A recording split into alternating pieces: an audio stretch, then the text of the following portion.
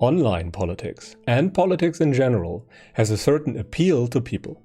It draws on the human tendency to form groups or tribes of like-minded people, so to speak. After all, humans are herd animals, and without a group of like-minded people around them, they feel very vulnerable and bad.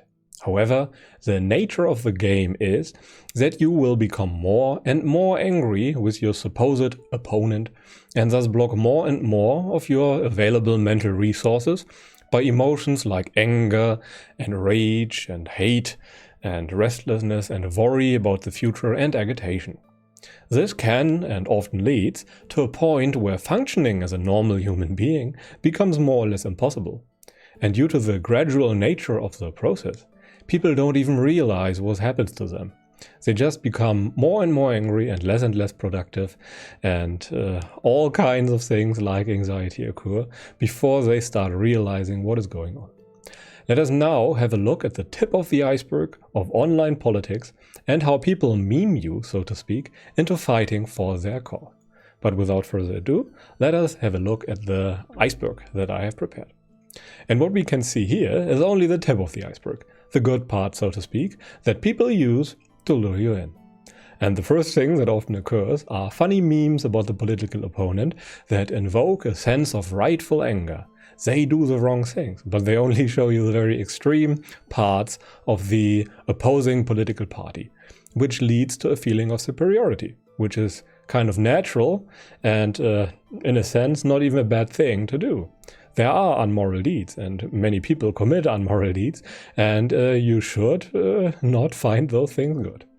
And this leads to you having a lot of peers around you, which is a good thing. Everybody wants some friends. Now you can feel like you are woke and have a vision of the future that is more in line with your values and the values of your group. In a sense, you feel very informed. However, there are deeper things lurking around this iceberg. More likely, pretty much always people that commit to online politics will start joining echo chambers. They will start spending more and more time with people that only share their opinions. They start trolling other people online, being mean to them, and give in to peer pressure. They will even start believing a lot of their group's conspiracy theories, because there is less incentive to do otherwise. When you only spend time with one kind of people, you will adapt to them, and there is literally no incentive otherwise to question the information that is presented there.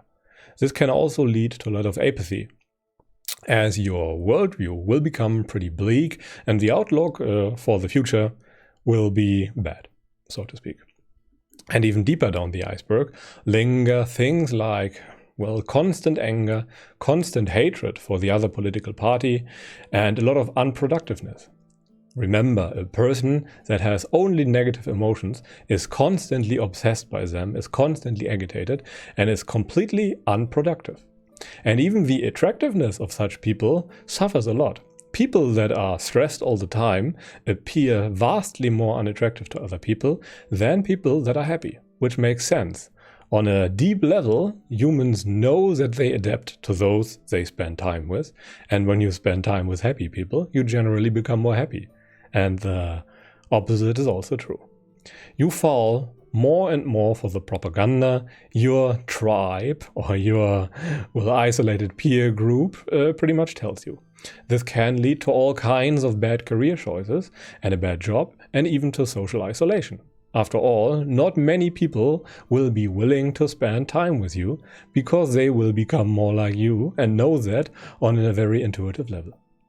And the last part of the iceberg is that you will constantly feel remorse about the things you did in the past. You will start feeling lonely and even black-pilled. The future has nothing good to offer for you, and you pretty much become a pawn on a chessboard for other people.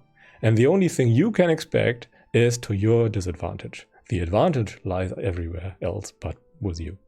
You can even become obsessed, feel a lot of anxiety, and even become depressed because the future outlook is so bleak. You are emotional all the time and might even start committing some felonies in the name of the righteous, which doesn't really exist, to be honest.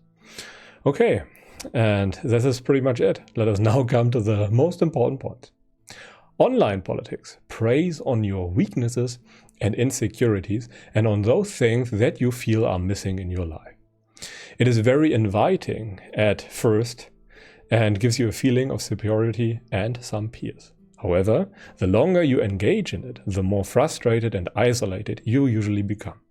This leads to all kinds of mental impediments and further weakens your productivity and the likelihood that you will make it in life.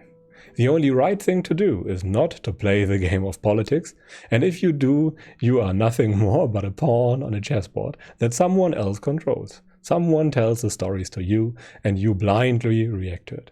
And this is only to your own disadvantage. All kinds of extremism is pretty much doing the dirty work for other people, which is not something I personally like to do. Anyway, that is pretty much it for today. Thank you very much for watching. I hope you enjoyed the video. And if you did, feel free to leave it a thumbs up and maybe subscribe to the YouTube channel. And if you feel like I missed something or misrepresented something, feel free to let me know in the comment section so that other people can benefit from your wisdom. But until then, I wish you a pleasant day and goodbye.